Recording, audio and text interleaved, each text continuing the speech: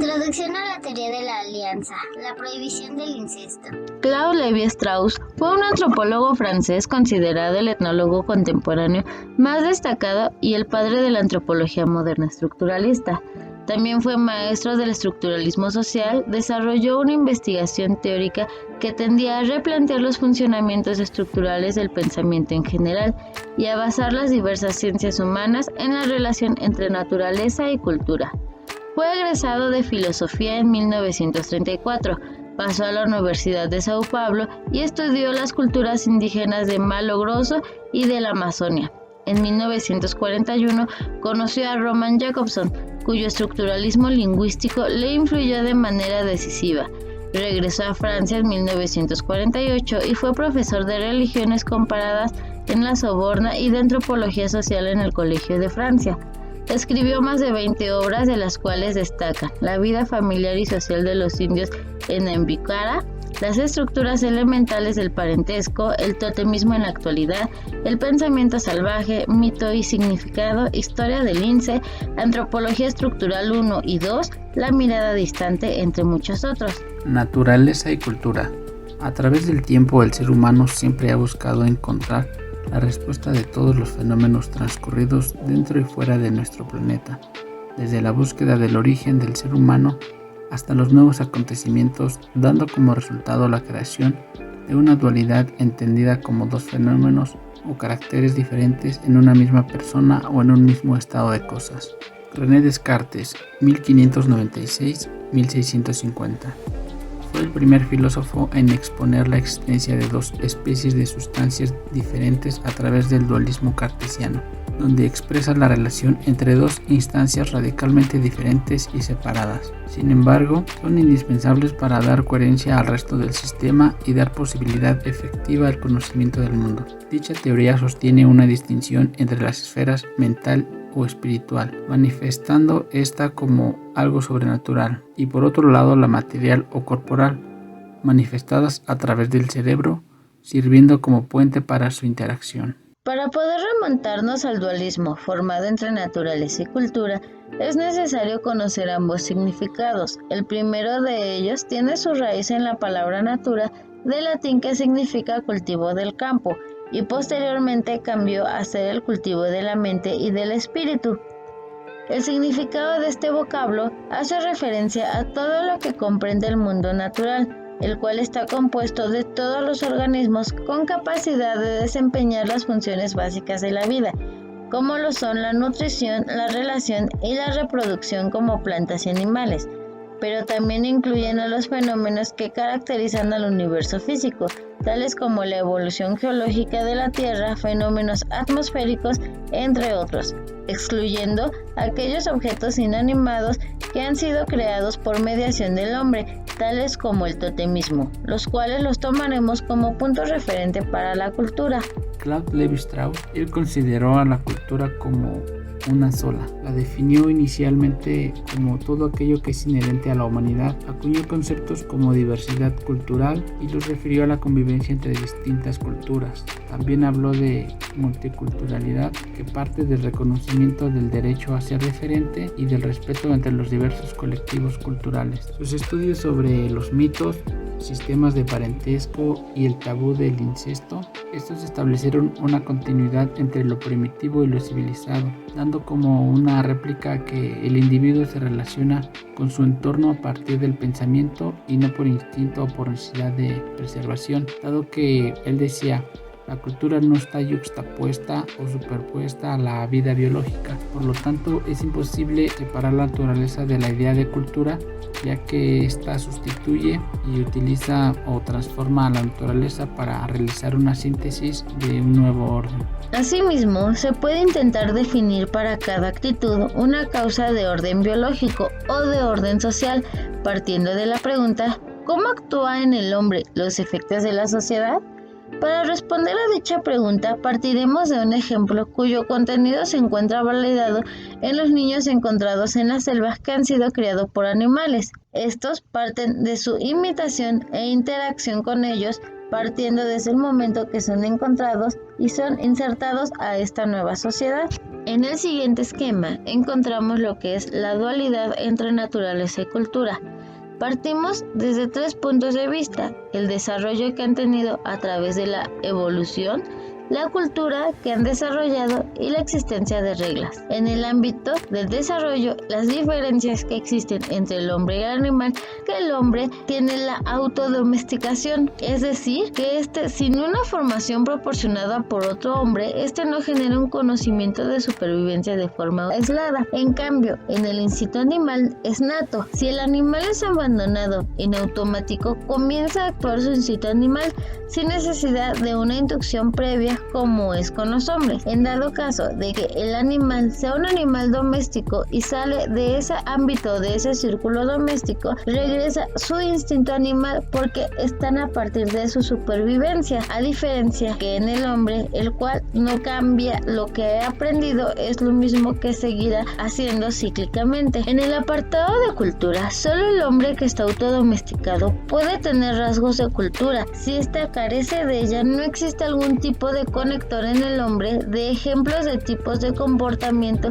de carácter natural y o cultural. Es decir, si un niño que nace de papás chinos es adoptado por papás brasileños y se va a vivir a Brasil, crece con toda la cultura que se origina en Brasil. Mas, sin embargo, a pesar de que físicamente se va a parecer a los chinos, podrá tener la cultura o los comportamientos chinos, a menos que en un futuro o al paso del tiempo, cuando él esté más grande, pueda desarrollar y tenga interés por la cultura china. Sin embargo, si no la tiene, toda su vida será a partir de estos rasgos culturales que les fueron impuestos a través del tiempo desde la cultura que tuvo más contacto. En cambio, a pesar de todos los grandes intentos por descubrir la existencia de una cultura dentro de los animales, sus modos de actuar son meramente imitativos e instintivos. La domesticación de los animales permite una pauta para creer en la existencia de la cultura. Sin embargo, a través de los años se ha identificado en distintas especies, tales como los primates, cetáceos y aves, que si conviven con los hombres, crearán una actitud de imitación y aprendizaje, pero al volver a la vida salvaje, su instinto de sobrevivencia y olvidará su domesticación. Regresará, caso contrario a lo sucedido con el hombre, que al ser independiente buscará su sobrevivencia a partir de lo ya aprendido. Un tal ejemplo de son las personas que conviven con los felinos. Estos pueden convivir hasta cierta edad y formar rasgos repetitivos, pero una vez que crecen es muy difícil que estos rasgos puedan ser identificados o ayudados para el posteriormente crecimiento. Si un león o un felino es liberado y se va a la selva y luego el que lo crió lo vuelva a encontrar años más tarde, es muy probablemente que este felino lo ataque. Muy pocos casos han sido todo lo contrario, porque lo que va a prevalecer en ellos es su instinto animal. Dentro de la existencia de las reglas, es importante reconocer que para el ser humano las reglas parten desde la costumbre y las tradiciones fomentadas para después de ser materializadas en leyes, tal como la lex talionis o bien la ley del talión. Es decir, las reglas son cultura. La ausencia de reglas parece aportar al criterio más seguro para establecer la distinción entre un proceso natural y uno cultural, concluyendo que todas las partes donde se presenta una regla sabemos con certeza que estamos en el estadio de la cultura. Sin embargo, para los animales es totalmente diferente, ya que su supervivencia depende del más fuerte. No existen entre los animales reglas determinadas de hacer o no hacer, simplemente responden a la selección natural, a diferencia del ser humano, tal como pasa con los felinos, que siempre cuando nacen están los primeros meses con la madre. Posteriormente estos van siendo alejados, ya que si no salen de la manada, los machos, para crear su propia manada, son atacados por el papá y sucesivamente va siendo instintivo. No presentan sentimientos como tales, al menos hasta ahorita la ciencia no los ha podido encontrar. También sabemos de casos que adoptan a ciertos animales, pero lo hacen por puro instinto, porque posteriormente obviamente después, conforme va pasando el tiempo, es muy susceptible que los ataquen y sigan la evolución de la cadena alimenticia. Una parte fundamental del trabajo de Levi Strauss fue intentar dar explicaciones sobre ciertos fenómenos que pueden observarse en las diferentes culturas. Uno de estos fenómenos de carácter universal es la regla de la prohibición del incesto. Precisamente, Levi Strauss determinó que todo lo universal en el hombre corresponde al orden de la naturaleza y se caracteriza por la espontaneidad, mientras que todo lo que está sujeto a una norma pertenece a la cultura y presenta los atributos de lo relativo y de lo particular. De esta manera, como la prohibición del incesto constituye una regla, pero es la única regla social que posee un carácter de universalidad, contemplando que naturaleza es universal como cultura a lo particular.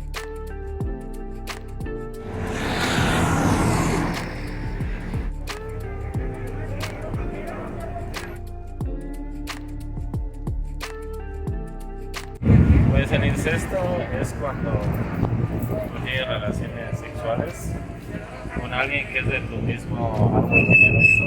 El incesto.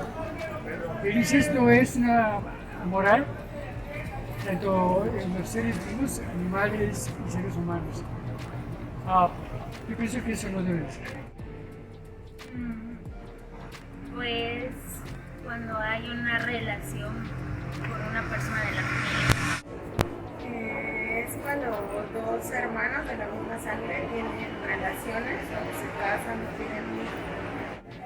Es la misma pregunta que le voy a hacer a usted. ¿Qué es el incesto? El incesto es una relación sexogenital entre personas de la misma familia.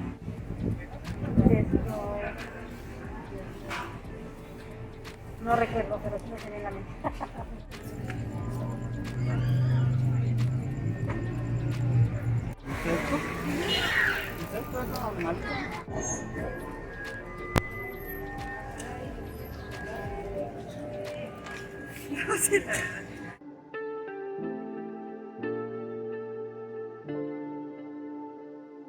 Bueno, como todos sabemos, a nivel cultural es algo que infelizmente el incesto existe y se busca frases o dichos para justificarlo, ¿no?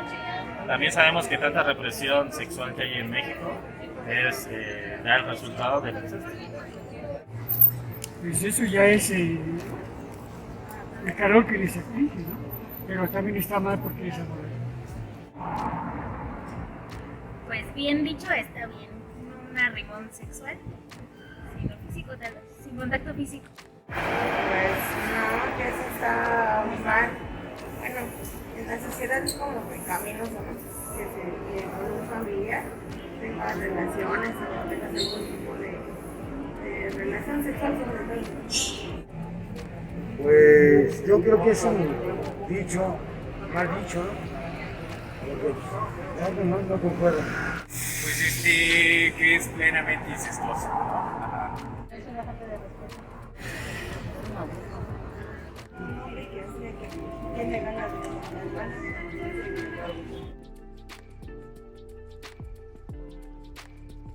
En realidad es una norma moral, porque las normas morales junto con las religiosas son las que fundan el Estado.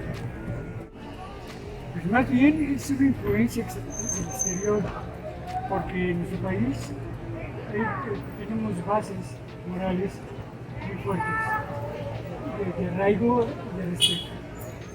Una norma moral. ¿Por qué? Pues según yo, en ninguna ley está algo que se prohíba a tener eso. No es una imposición, porque en muchos lugares se ve normal, o sea, que se casan entre primos o si ya es entre hermanos, se queda así. Es una pregunta que no le puedo responder sí o no, porque pues sí, no es el incesto. Bueno, son las dos, ¿no? O sea, la moral depende del tiempo y del espacio, y en nuestra sociedad sí está mal, y el Estado lo prohíbe. ¿No hay imposición del Estado?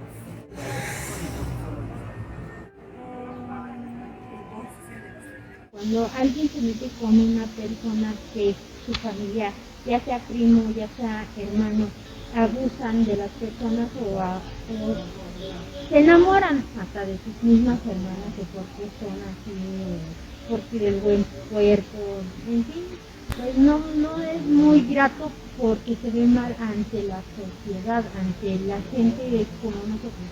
¿Cómo te vas a casar con tu propio hermano?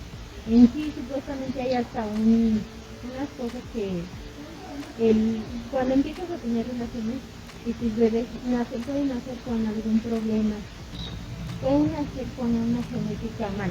A lo mejor no al principio, pero se va generando de generación en generación. Yo me caso, por ejemplo, con mi hermano. Yo tengo a mi bebé no va a tener nada, pero cuando él se case con otra persona, a lo mejor sus bebés sí pueden llegar a salir con síndrome, con diferentes discapacidades. ¿Usted cree que el incesto es una norma moral o una imposición del Estado? Es una forma moral más que nada, porque pues uno no quisiera eso, ¿no? O sea, se ve mal, como te lo repito, se ve mal ante la sociedad. ¿Cmo te vas a casar con tu hermano? O con tu primo. Sí se ve como que mal. Según nuestras tradiciones, eso es malo.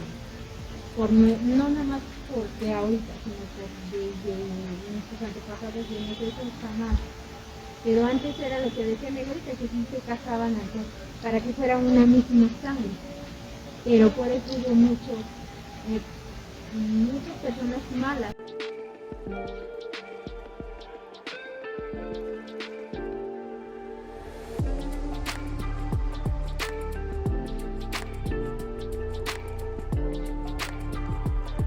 Pero en realidad, ¿qué es el incesto? Según el Diccionario Esencial de la Lengua Española, este lo define como la relación carnal entre parientes dentro de los grados en que está prohibido en el matrimonio. En México, en el Código Penal Federal, así como en los diferentes códigos penales para los estados que existen en la República Mexicana, señalan que cometen el delito de incesto los ascendientes, descendientes o hermanos que con conocimiento de su parentesco tengan cópula entre sí. A los responsables de este delito se les impondrá de 1 a 8 años de prisión, entendiéndose el concepto de parentesco de consanguinidad, que es el que existe entre personas que descienden de un mismo progenitor.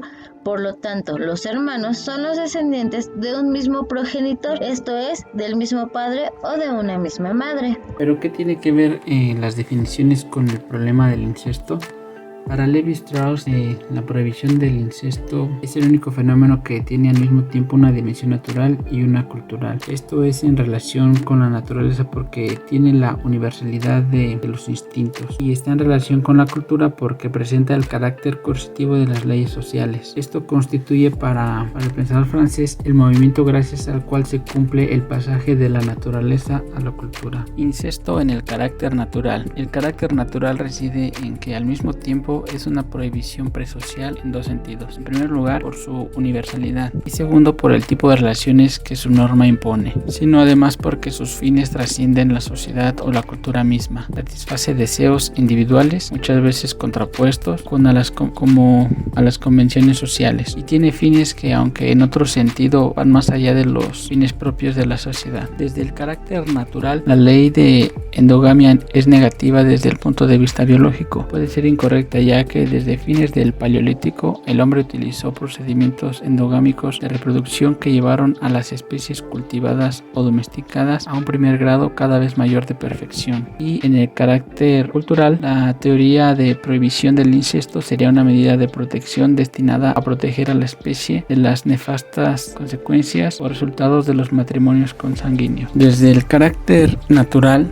si el horror del incesto resultase de tendencias fisiológicas o psicológicas congénitas, no habría razón alguna para prohibir lo que sin prohibición no correría riesgo de ejecutarse. Pero por el contrario, desde el carácter cultural, para muchos sociólogos la prohibición del incesto no es más que la proyección, es un reflejo sobre el plano social de sentimientos o tendencias, para cuya explicación solo es necesario considerar la naturaleza del hombre. La prohibición del incesto es una regla de origen puramente social, cuya expresión en términos biológicos es un rasgo accidental y secundaria. Sin embargo, embargo, es considerada como una institución social. Afecta tanto a parientes consanguíneos como miembros de la sociedad, pero de diferentes categorías. Es verdad que por su universalidad, la prohibición del incesto tiene que ver con la naturaleza, vale decir con la biología o con una psicología, pero como reglas constituyen un fenómeno social. Durkheim plantea referente a este tema la importancia de los tótems, que involucra uniones diferentes a la sangre. Considera como un símbolo sagrado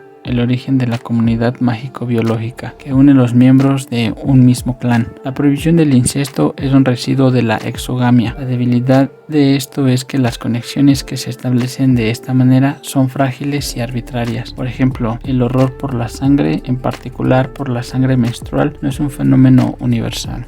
Comentarios finales. Si bien los descendientes de Adán y Eva, según nos marca la Biblia, no tuvieron más remedio que mantener relaciones sexuales entre ellos, la tradición judeocristiana ha censurado con firmeza las relaciones carnales entre parientes cercanos. De hecho, durante la Edad Media, la Iglesia Católica intentó frenar los matrimonios entre individuos de un mismo clan familiar.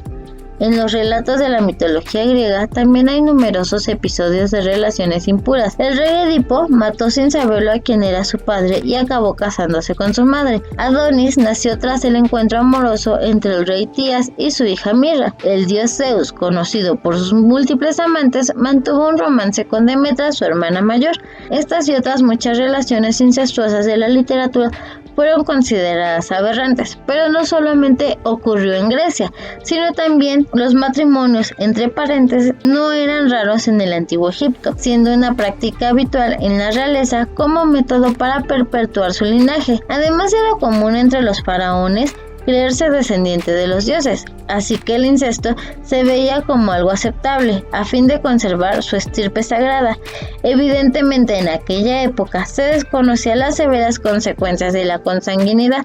Sin embargo, un ejemplo claro de este efecto fue lo que pasó con el rey Tutankamón. Actualmente los avances tecnológicos han determinado que, dependiendo del grado de endogamia en asentamientos humanos, pueden ser riesgosos para la salud pública, ya que se correlaciona con un alto riesgo de enfermedades genéticas de herencia recesiva. Se pueden definir dos fuentes principales de endogamia. En la primera se observa a las poblaciones pequeñas, sometidas a una fuerte deriva genética y por lo tanto a homogeneización genética concurrente, dentro de las cuales hay pocas opciones de apareamiento, es decir, los aislamientos genéticos. La segunda se debe a la característica cultural de ciertos grupos étnicos que consiste en uniones conyugales preferenciales entre miembros de una misma familia. Esto se le conoce como costumbres endogámicas, lo que genera grupos genéticamente diferenciados dentro de las comunidades. No obstante, conociendo las consecuencias biológicas que ocasiona la endogamia,